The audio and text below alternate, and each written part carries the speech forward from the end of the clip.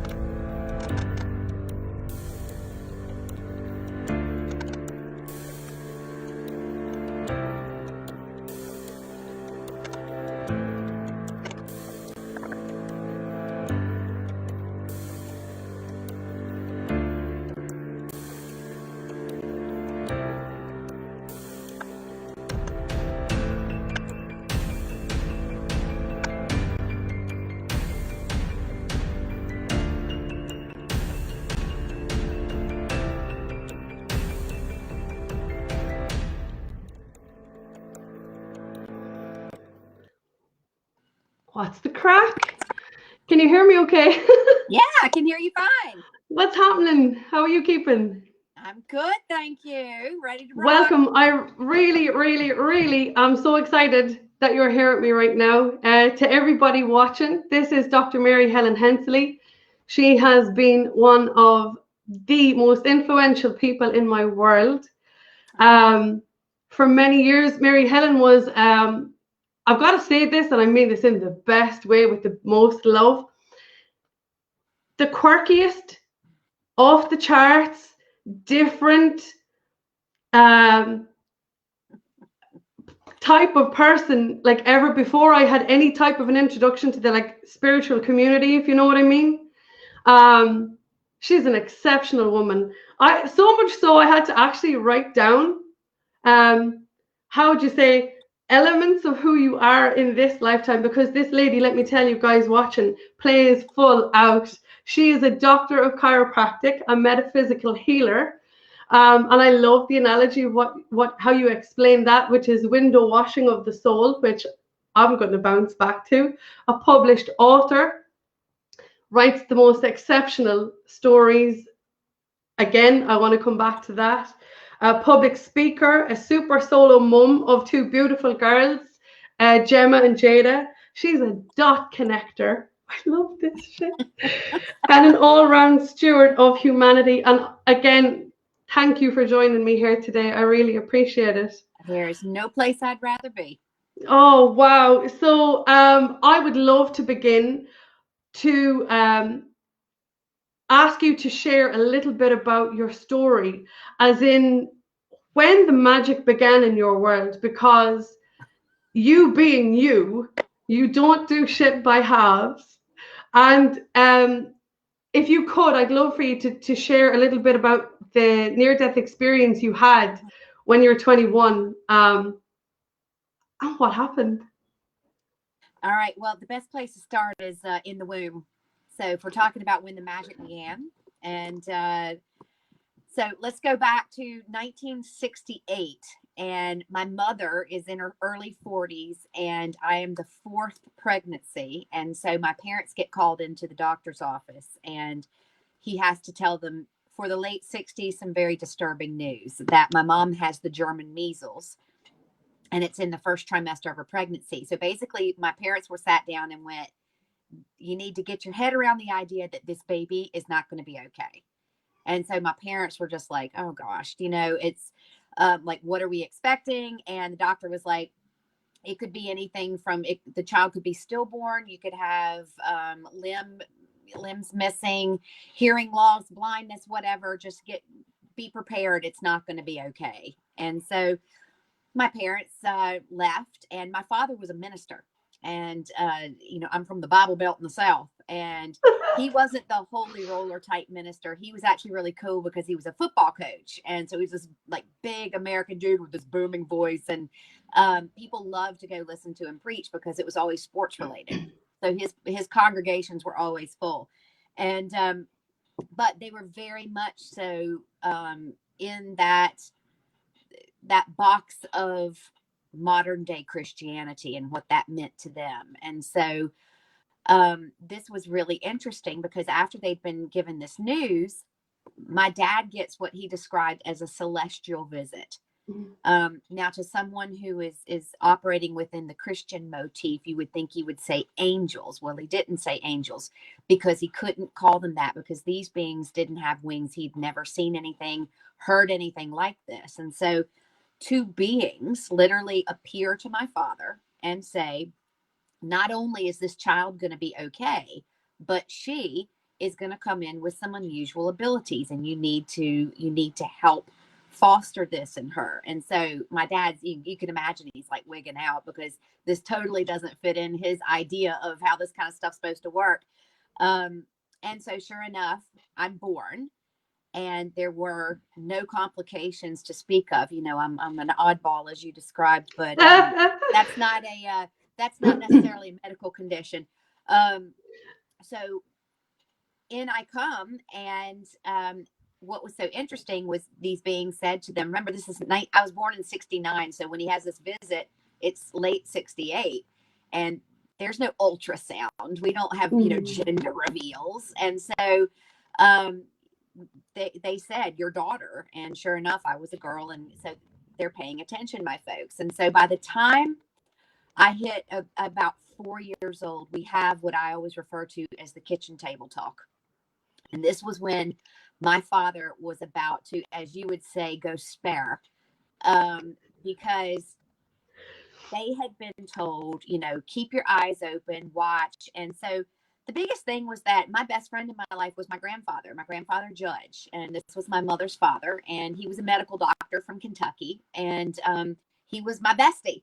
And we hung out all the time. And there's nothing really unusual, that bond between a grandfather and granddaughter, until I get called into the kitchen one day. And like I said, Dad, the big booming American preacher and football coach and all. And he sat me down. And he said, Sugar, do you know the difference between alive and dead? I'm 4, right? And I'm like,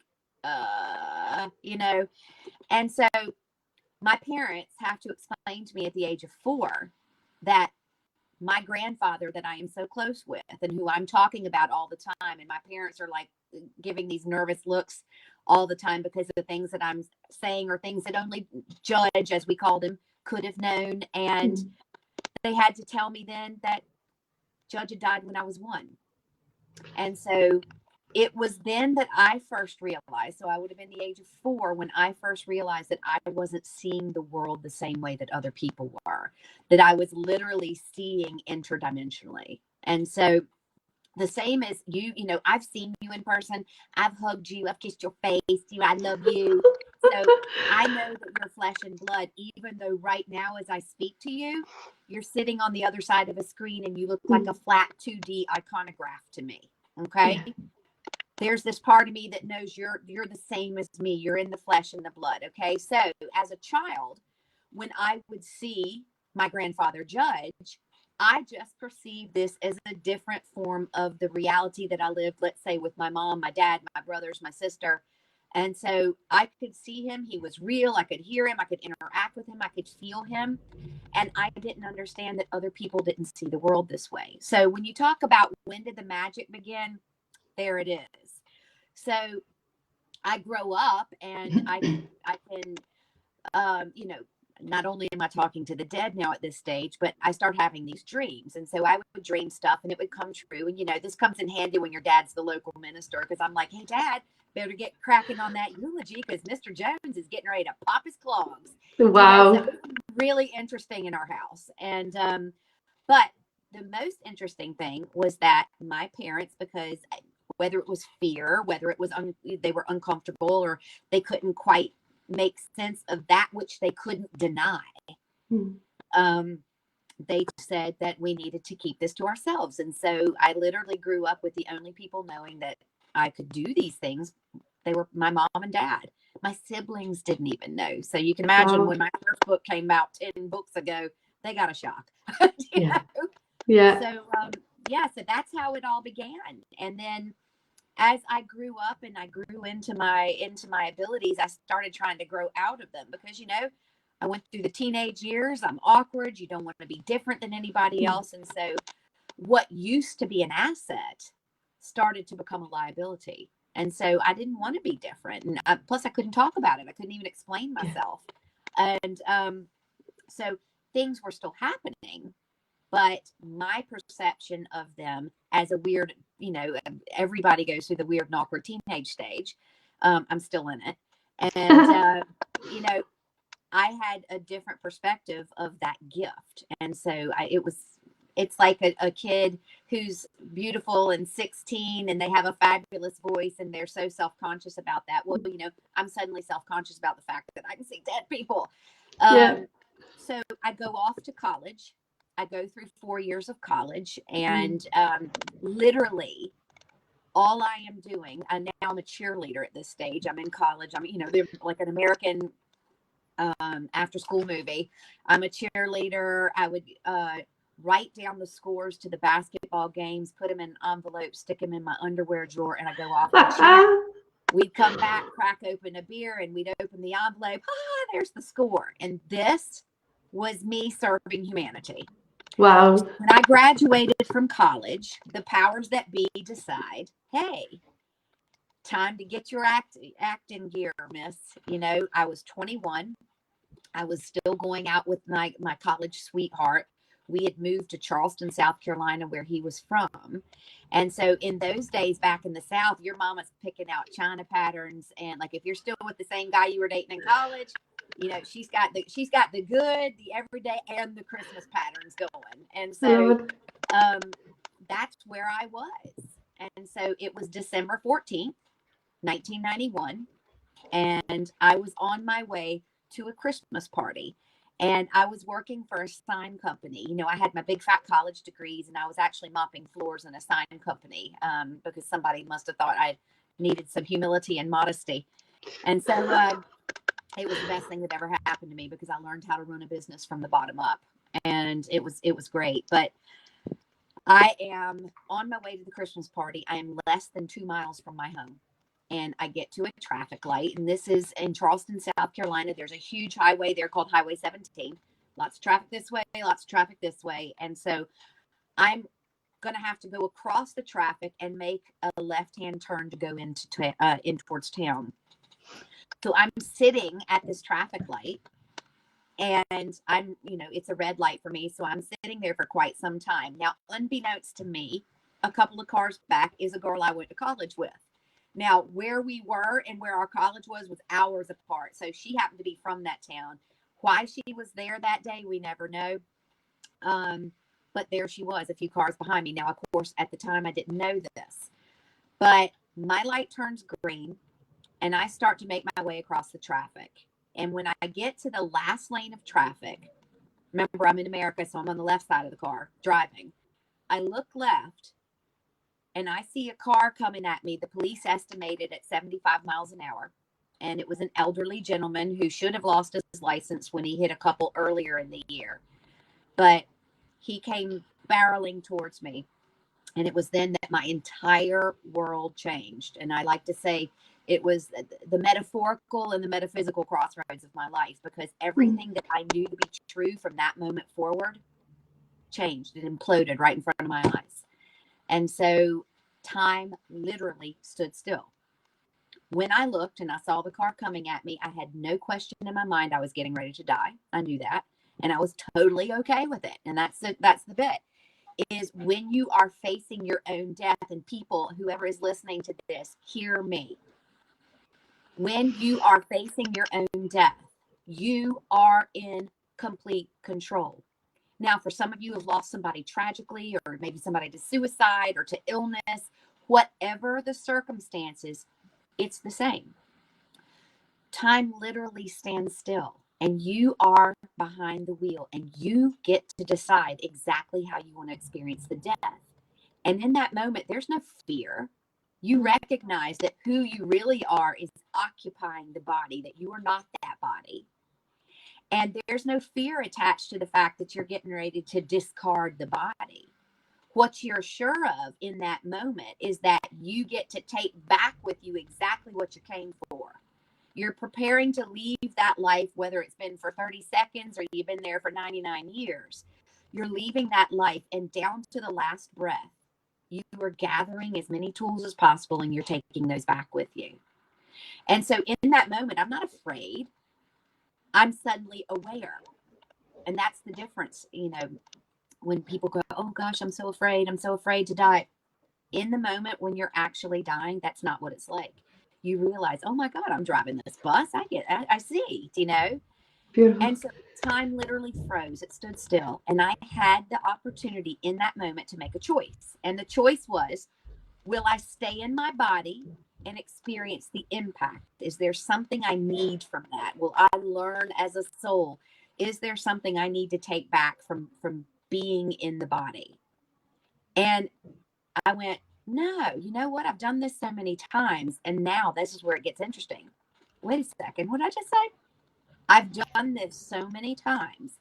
I was so aware in that moment. I was already cognizant of who and what I really am. And so I was like, yeah, no, that's going to hurt.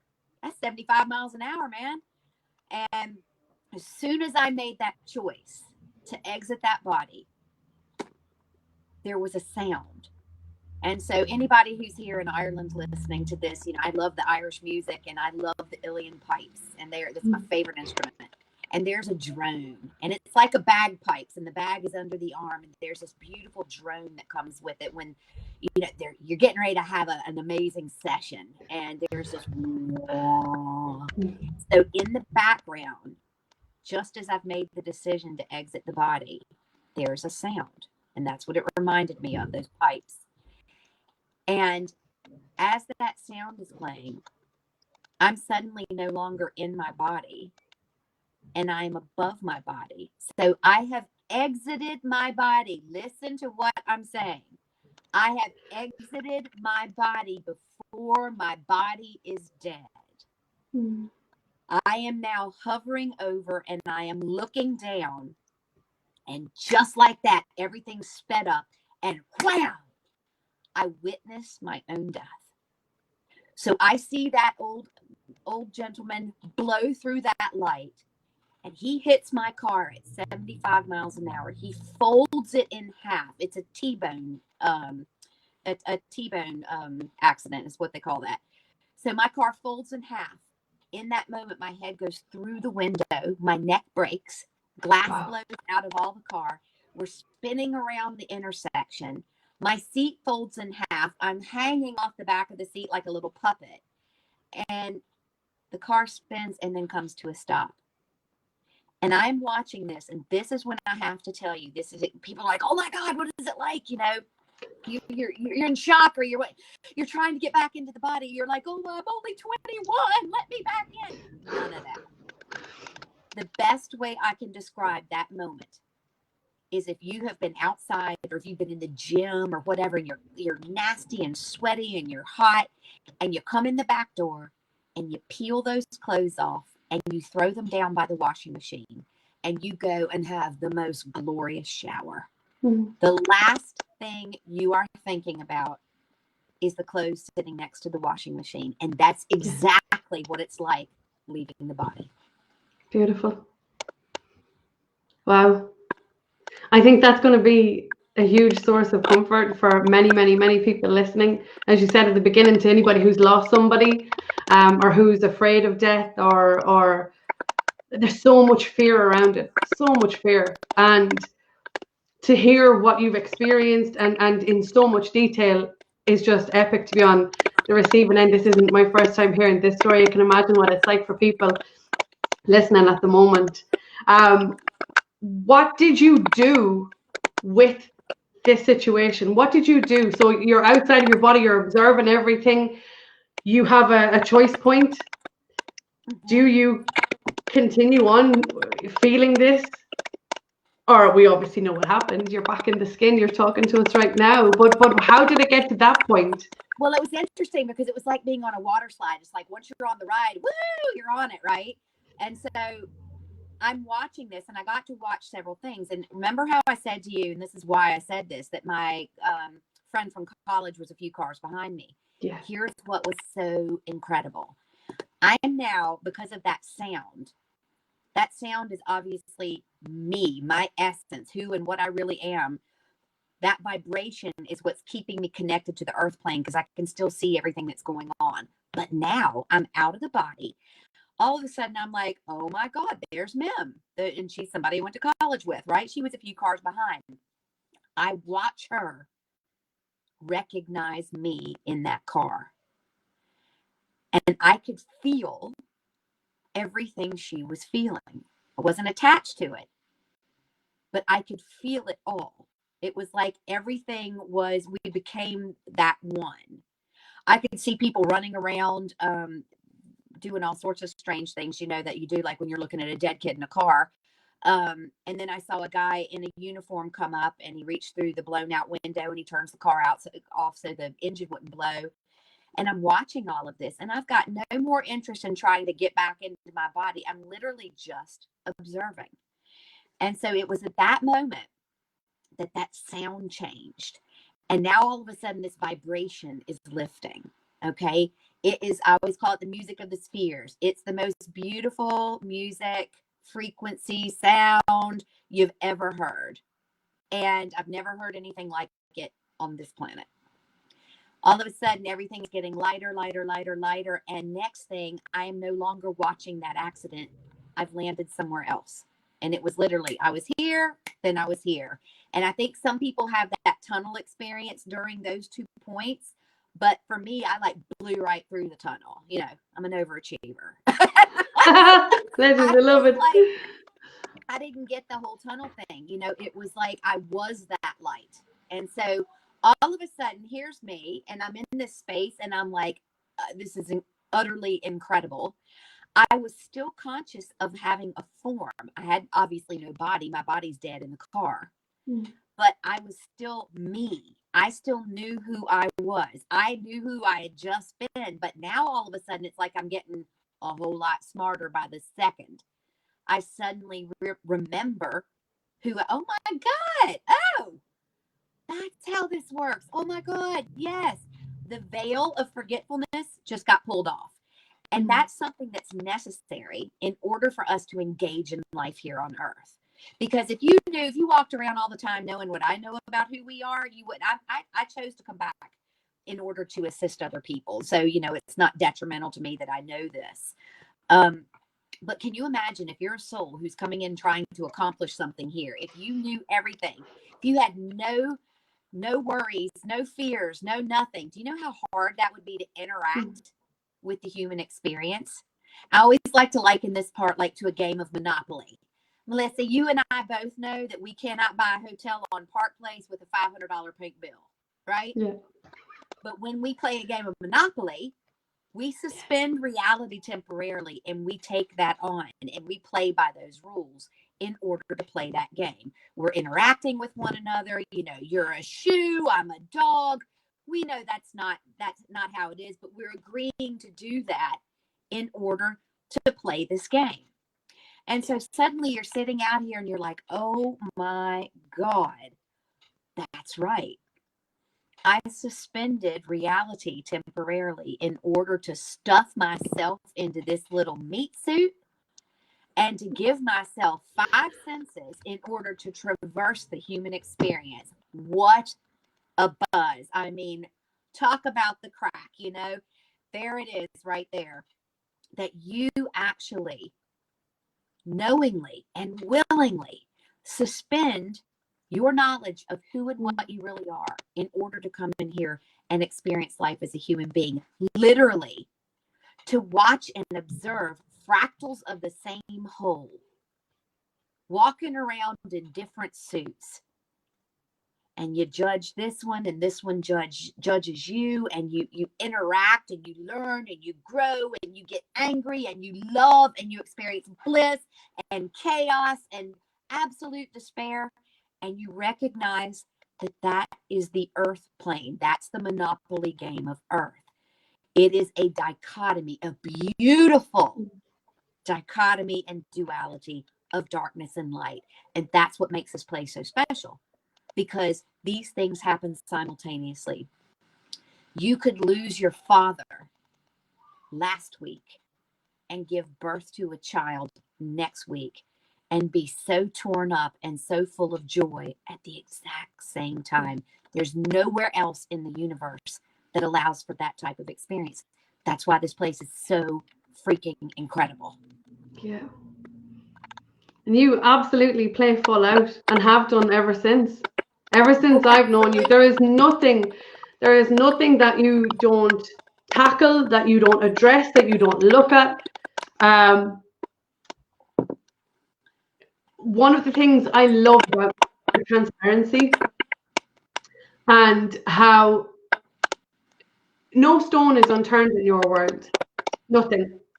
One of the things you said earlier on was your capacity to feel what that lady, your friend from college, was feeling. Mm-hmm. So you start to, that's one of the things that I heard you describe. In this game of life, we take on these roles. I'm Melissa, you're Mary Helen. We're all here to experience this lifetime fully. What I would love for you to address or to talk to is about a post that I saw the other day. There's just some comments coming up there at the minute. Have you got your phone down a little bit lower or something that there's noise interference? The noise no. I'm only hearing when you talk. Okay, hang on then. Does that help? No, it's still the same. I don't know what it is. I don't know. Look, we'll just keep going. It's cool. Yeah, I have no idea what's going on. Facebook. I believe we're going to be talking about peopling. Oh yes, that's what it was. Yeah. So you put up this most epic post that I saw yesterday about peopling, and I would love if you could explain to anybody here watching your description of what peopling was. This was epic for me. I loved every piece of this. I sat in my car on my lunch break watching this, laughing my arse off while people were walking by looking in the window going, what is she doing? But yeah, if you could share this with anybody who didn't see the post. Sure. So we're living in the most extraordinary times right now. You know, some people see this as, oh my God, this is the worst time in history. I'm like, dude, this is like Mr. Toad's Wild Ride. I wouldn't miss this for the world. This is so incredible because it challenges everything that we know to be true. To be quite honest, I remember taking the garbage out one night a couple of years ago going, yeah, you know what? I'm actually kind of bored. And I was so relieved when everything started heating up a little bit and we started moving into a space, because basically what's happened, I mean, in case you haven't heard, we're in a pandemic. So what's happening with this pandemic is we are getting the opportunity to experience the world in so many different ways, because there are some people who are having a really, really horrible time of it. Mm. There are some people who are in absolute, utter terror. Forget fear. We've blown right past fear. We're in terror, right? And then there are other people who are really annoying, like myself, who go, I have had the time of my life since this happened. My God, I did so much stuff last year, and I had COVID early, and it was kind of like getting the boogeyman off my back. And I was like, oh, is this what this is? I'm a single mom. I've driven my kids to school feeling sicker than that. And I had a big dose of it. I was sick for 5 weeks. So, but being the person that I am, I got into the science behind it and started breaking it down. And I was in Los Angeles and I was using bioresonance, and I was actually able to use frequency to break down the different components of the actual virus. So I knew what was going on, and I was just fascinated. And the interesting thing that you begin to notice, and everybody's got their own opinion about that. And so if I hurt your feelings, good. I'm glad you're listening. Love this shit. So what's really, really important to know is that everyone isn't having the same experience with COVID. If this were a deadly and lethal virus, every person whose path it crossed would perish because of it. But we all know that that is not happening. What about the vulnerable? Well, unless a time comes where we no longer have a vulnerable population, we're always going to have the vulnerable. Always, you know, it's part of life. If you manage to make it to that old, or if you're still alive and you've got some disease processes going on, rock on. Okay, you're in the vulnerable category. But what's fascinating with this is that some people have experienced this virus via sickness. Me, I got sick. I was sick for 5 weeks. I broke it down because I wanted to. I wanted to know what this looked like. I wanted to know what it entailed. I wanted to see what deficiencies I had because of this. And this was really fascinating. Now, there are other people who were at home cleaning out the garage, doing some DIY home projects as they incubated or what do you call it? Isolated. When we're locked up. Yeah, lockdown, yeah. Quarantine. Yeah, that's it. The lockdown state of mind. A quarantologist. So you had some people who were at home building birdhouses who had not as much as a sniffle and had no experience with the virus being a physical thing. Mm-hmm. Then you had the kid who's just gone through a year of trying to get their mental health back together again, and now they are isolated from everything that they know that brings them joy. And then you've got this person over here who's writing a book about it. And then you've got this person over here who just cleared out their 10,000 emails because they're home from work and have time. Every single person is experiencing this thing in a different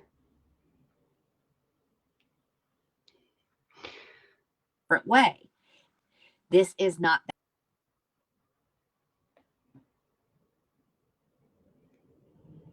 If you've lost your sound. 4D, oh, I got you. And we're in 5D now. Yeah. And so 5D is all about choice. Yes. And now that we sit in this 5-dimensional reality of the world, we are all getting the opportunity to people. And this is what you saw and started laughing about the other day, is because I put a post up on Facebook talking about peopling. And what's peopling? We all go through these waves. And if anybody says you're not, you're lying. I see ya. We go through these waves where I'm like, I'm good. I'm getting up and I'm going to go to work today and I'm doing my thing and I'm okay. And then somebody says something that is so mortally stupid that you're like holding it together so that you don't lose it. Or someone does something because their experience of what we're all going through is different than somebody else's, and they step into a place of judgment or they're unkind. And peopling gives us the opportunity to jump down that rabbit hole with them, and all of us have done it. Don't say you didn't. All of us have done it. Yeah. And I've been dead. Like, I get how all this works. I'm not afraid of this virus, right? But there have been days where there is like, you just can't fix stupid. You know, like it is, I'm like, wow, did you actually just say that?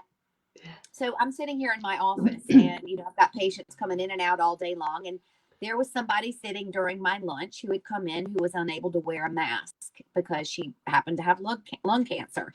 And so she came in between times. So there wouldn't be anybody in here, but she's not wearing a mask or whatever. And somebody else arrived early and walked in the door and had the absolute brass balls audacity to start giving out to the person who was sitting there and says, I'm not coming in until she puts a mask on. So I sat back for a moment and I peopled.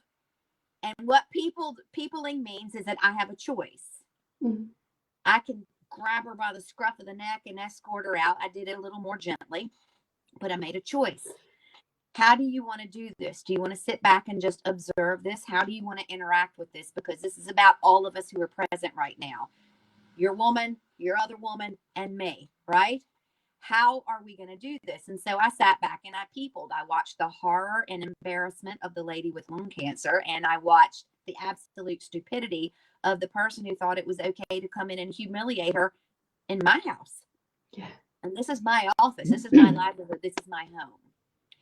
And what's so interesting about peopling is we're watching people take the opportunity to go in and feel like they can interject in other people's spaces and other people's realities.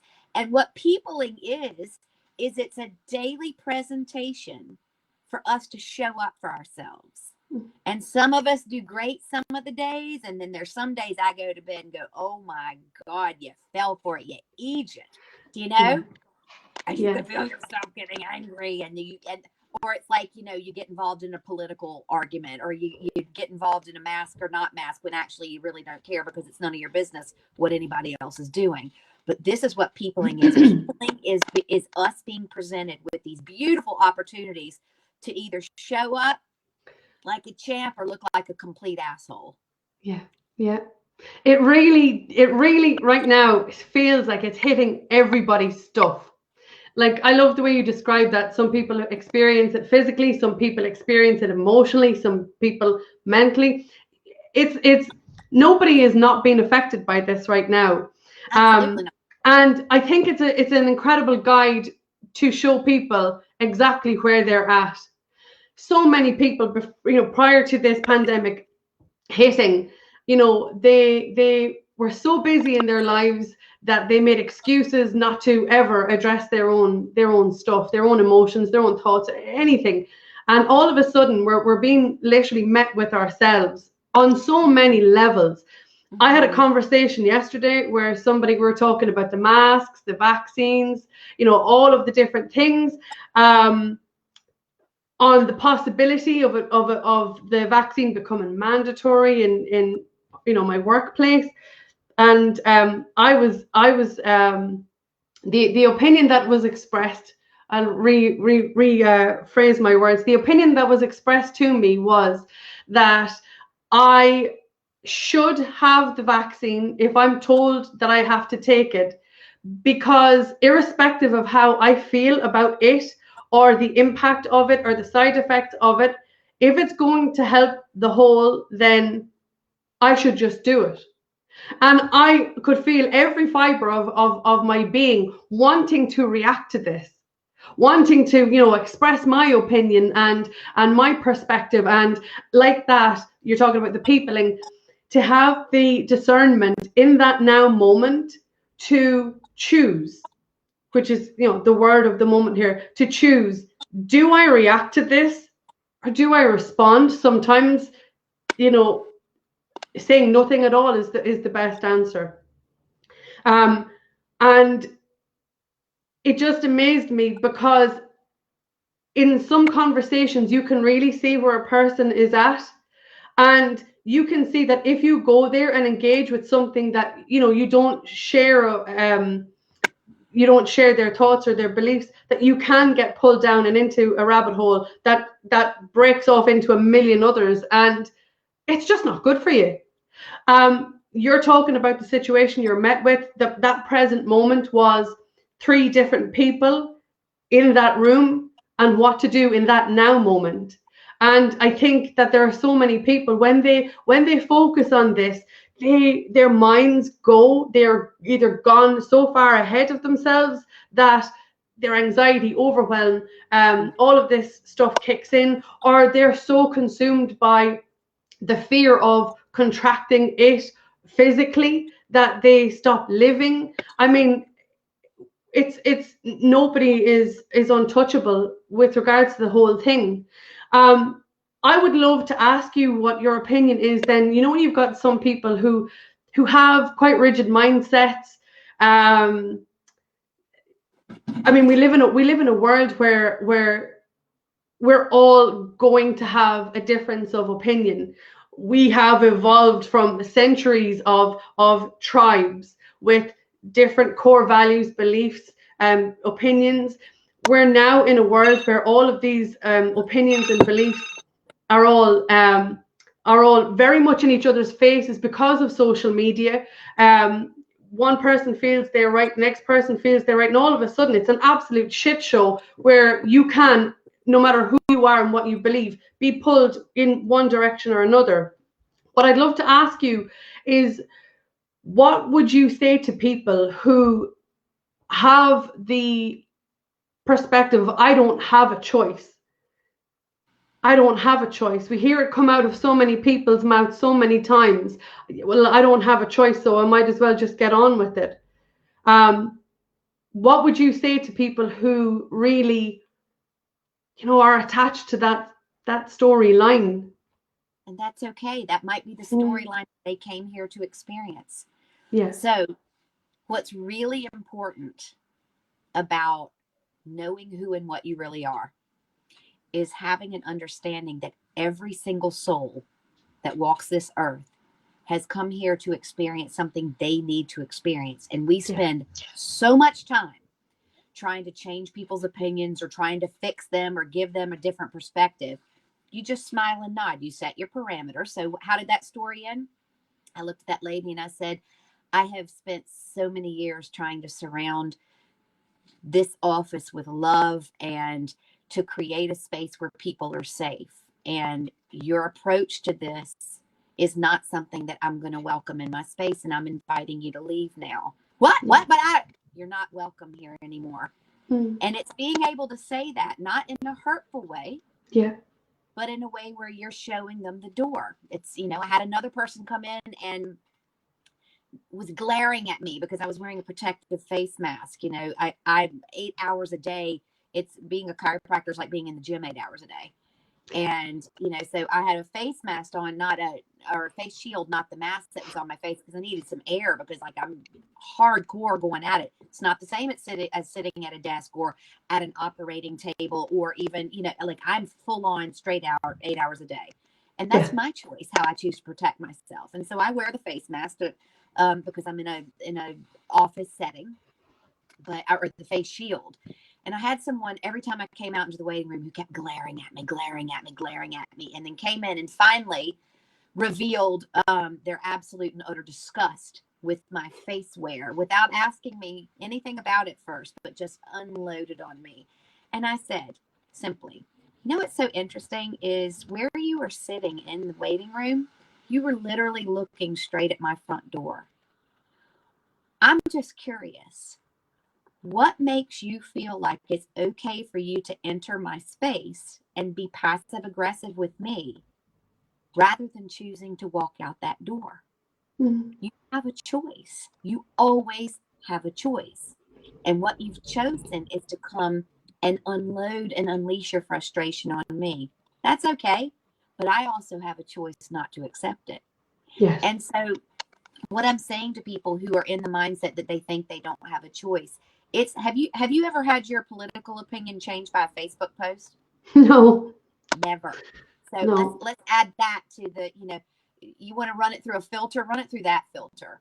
The idea that you are going to convince someone who is vibrating in a space where they believe that they have no choice, you actually believe that you are going to make them believe that they do have a choice. You're just spinning your wheels. Go live your life.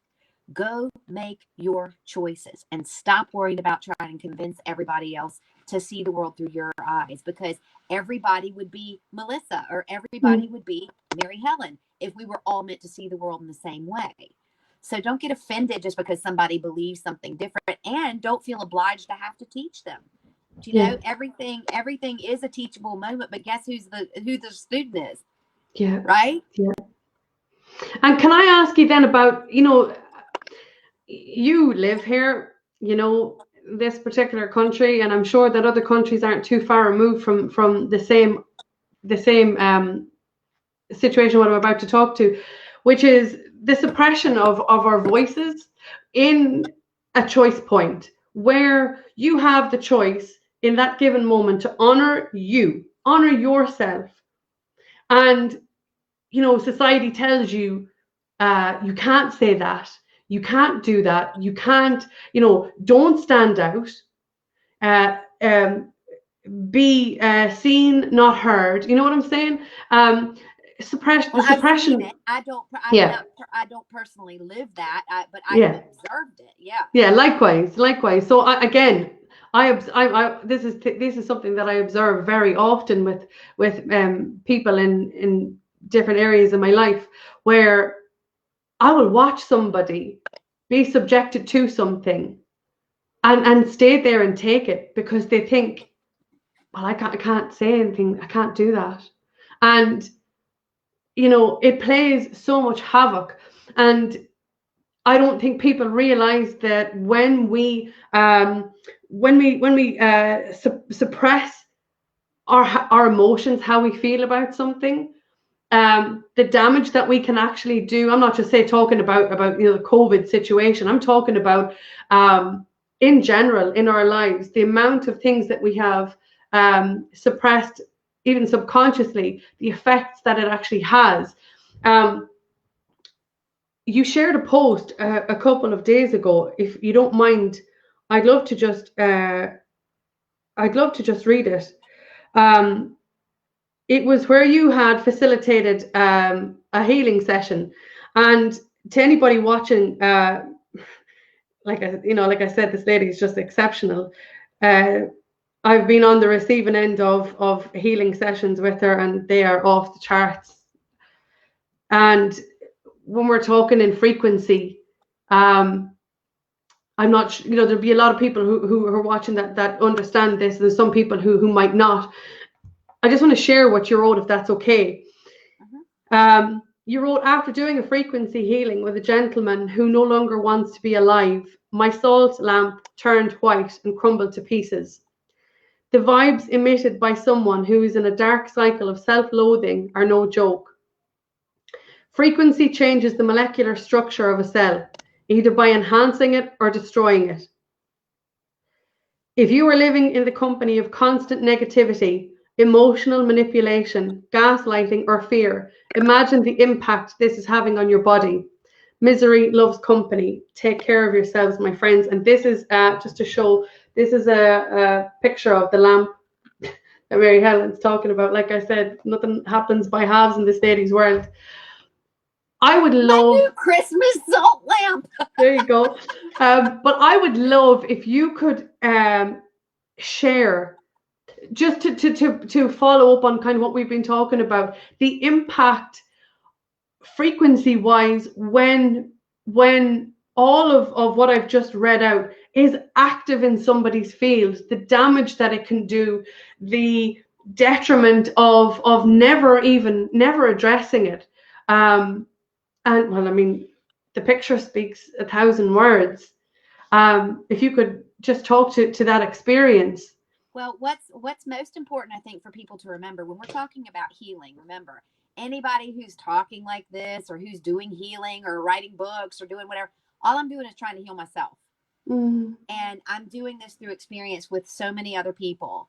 And what's fascinating with this is that all we are is frequency and light. We're all just different points on the same beam of light. And what frequency does is it speaks beyond our bullshit. It speaks beyond the chatter that goes on here, and it goes in and it speaks to the energetic form of the body, of who we really are. That bit of me that left the physical body behind, that was still completely aware and cognizant and totally rocking it. That's just frequency. That was just me sped up, right? So what's really important to understand with frequency and frequency healing is, as I'm doing that healing with each individual, my objective isn't to try and change them. All I'm doing, like I said, is wiping that window clean so they can see themselves. There is no healing that takes place unless the individual does it themselves, period. Yes. When I came back from that car accident and suddenly discovered I could touch somebody and actually make cancer go away or make this or that, oh my God, it was fabulous for my ego. Fab. But then very quickly I grew up and I went, that's not healing. Yeah. That's serving my purposes, not theirs, because oftentimes what would happen is without addressing the underlying emotional condition connected to that, the people would get sick again. Mm-hmm. And I learned that very, very quickly early on in my days as a healer. And so what's really fascinating to understand about frequency is that, like, we're over 70% water. Mm-hmm. And anyone who has read Emoto's work, where you see the water crystals that have changed shape, and they put like words, if you're not familiar with this, they take a sewer water, the dirty, broken molecular structure of a water crystal, and they would hold space around it and put words around it like love, happiness, joy, and watch the actual, this is science and physics, guys. Cymatics, watch the crystal change shape, right? So we're 70% water. If we introduce a frequency to ourselves, to our body, to our energy body, and to our physical body, we can, this very same, any musician would understand this. If I have two guitars in a room and I pluck the E string on this guitar, the E string is going to vibrate on this guitar. If I introduce frequency to a body, a physical body or emotional or spiritual body, if I introduce a healthy frequency of what a soul can experience while here on the earth plane, that body has the chance to tune itself up and resonate again at that healthy state. That's what I'm doing. So when we talk about frequency or energy healing, that's what we're doing. And so it's so easy to bypass all the chatter that goes up in here and go back down to our original source, which is frequency and light, and go in and do these little tune-ups. And then people are like, oh, my job isn't to try and convince anybody that they're here to do something or be something that makes me more comfortable. Yeah. Do you understand that? Never. Yep. Not my job to make that decision for somebody else. But we do this often. We have our, you shoulds, and we should all over the place, and it's really, really important that we call bullshit on ourselves, right? Yeah. Because it is we who create our own discomforts and all that. Look, I strive anyway to be my authentic self every single day. Does it happen every day? Probably not to the degree that I'd love for it to. But the thing about having been dead is a whole lot of stuff that a lot of people get caught up in and worried about. I don't. I open my electricity bill and I'm like, yes, I got lights, mofo, man. I work for this. I have a job and I use that electricity and I'm going to pay it with gratitude. I am so glad that I actually can, there were many days when I had to scrape it out of somewhere else to go and, some other account to go pay for it here and there. There were many tight days, and I was so grateful that I was able to do that. Yeah. And so there's that mindset. And then there's the one who opens the bill. I'm like, you're reading that by the very lights that you're looking at the bill for. I mean, like, introduce gratitude to every situation. Introduce the fact that you chose to come in here and jump in and feel it all. You don't have to feel happy all the time. That's a fairy tale. Yeah. You don't have to feel sad all the time. That's also a fairy tale. But what you did come here to do was to feel. Yeah. And so if you would stop judging yourself and stop judging other people and you'd actually get in there and feel, guess what? If somebody that you see tootling down the street is not wearing a mask for whatever reason, it's not your business if they choose to live or die. Mind your business. And that's the theme of the day, because everyone isn't afraid of death, nor does anybody want somebody else making their decisions about that. Absolutely. And that's something we really have to address in ourselves, that we've become so terrified. And we have made that the ultimate, let's run from that at all costs, that we are actually allowing vulnerable and elderly to sit by themselves in a pandemic without touch. Listen, anybody who knows about the monkey experiments where they took the baby monkeys away from the mothers and deprived them of touch, and how they became weak and more vulnerable, it's simple what we're doing, and I choose not to participate in that. I always ask first. I respect people's space. Hug? Yeah, I'm hugging people all day long. Do you know? Yeah. And, Connection is what we came here for.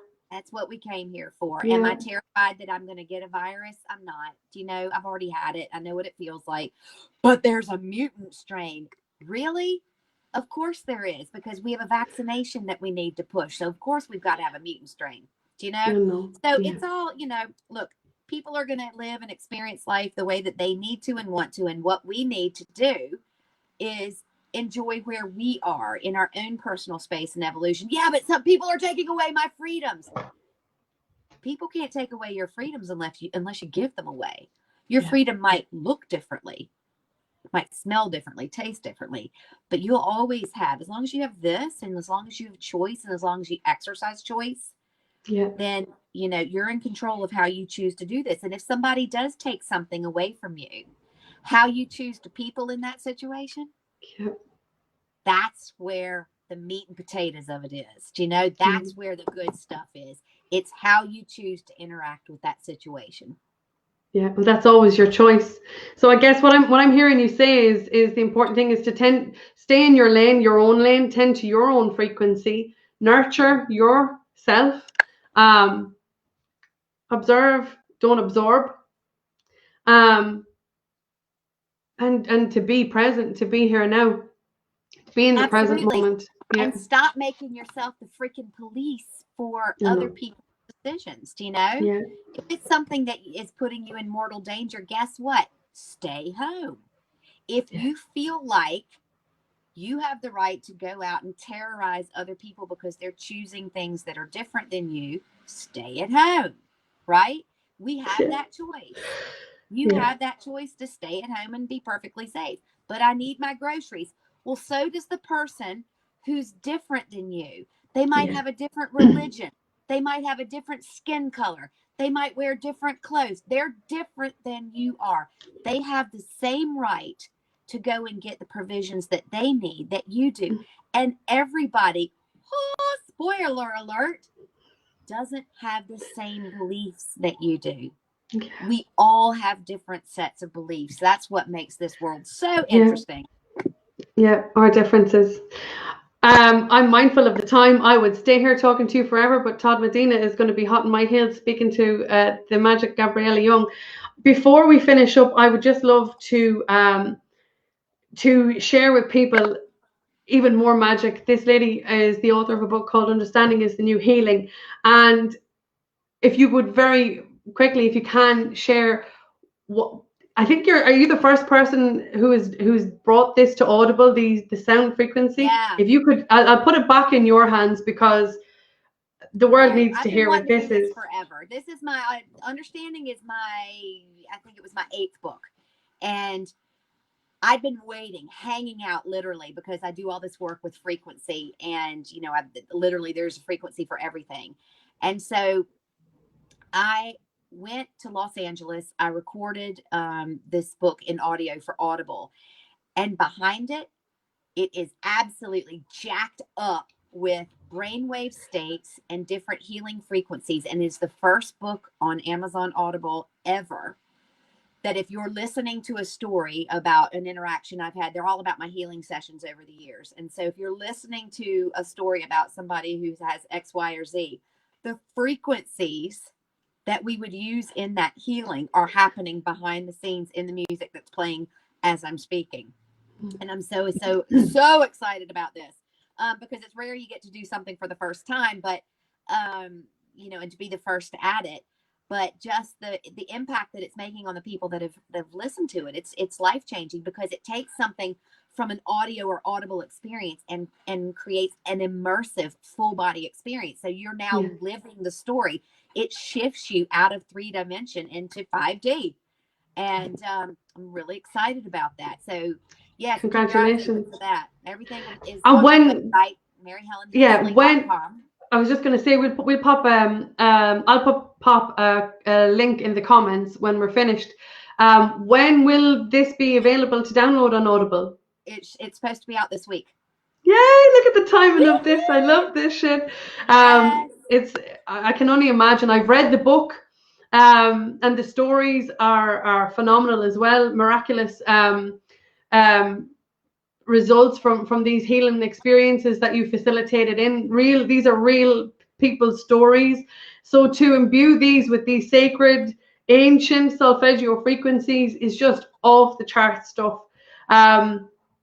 So I will pop a link to your website. If anybody's looking to connect with Mary Helen, she's on Facebook. I highly suggest you follow her, because these little daily pop-ups of that you do just like light up my day. I swear to God, every time I'm like watching them and I pop in the comments, legend, you're just a legend, and they're just incredible, because you just Mary Helen Hensley author on okay. Facebook. And right. If you want to follow that page, because everything I do goes up on that. You'll Perfect. see Mary Helen Hensley, but it's getting kind of full. So if I'll just find follow that. the page. Yeah, Mary Helen I'll do that. I'll follow the page. The website you is. Can see my wacky ways every day. Listen, it's incredible. MaryHelenHensley.com is the website. I would stay here for hours. I would love if you have the time, another time, to jump back on here with me. We could talk for hours. And I'm so proud thank of you for what you're doing. This is so wonderful, because, what's the point of me doing what I do if I don't have a platform to speak?